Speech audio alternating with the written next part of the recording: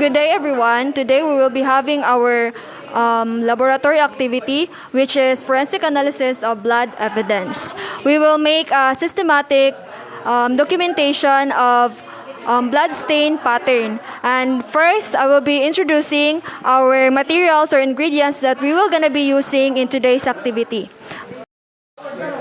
Okay, first we have here the cloth, the sponge, and the measuring instruments, which is the rulers, protractor, and measuring tape. We have here a magnifying glass, bond papers, cornstarch, ketchup, push pins, yarns, coffee, jobos, spray bottle, the syringe, brush, and markers, the masking tape, droppers, and the evidence tents. We also have hot water, container, glass, cardboard, and the basket. And with that, we can make the simulation of blood stain pattern.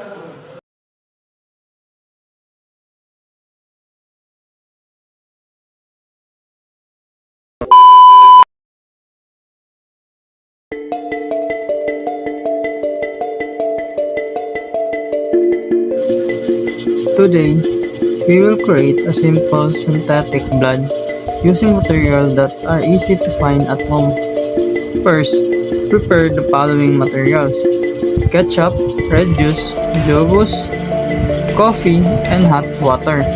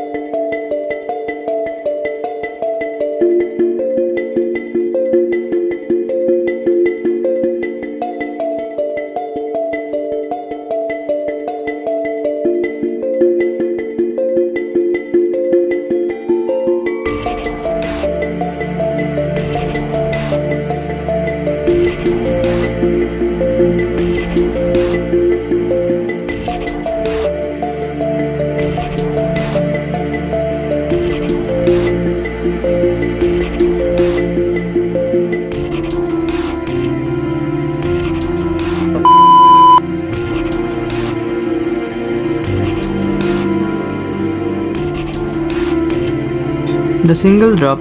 To show this, I hold the dropper at the peak site, such as 30 cm above the surface, and release one drop of blood. I repeat this at different height to observe the change in the size of the stain. As the height increased, the drop usually became bigger because it hits the surface with more force.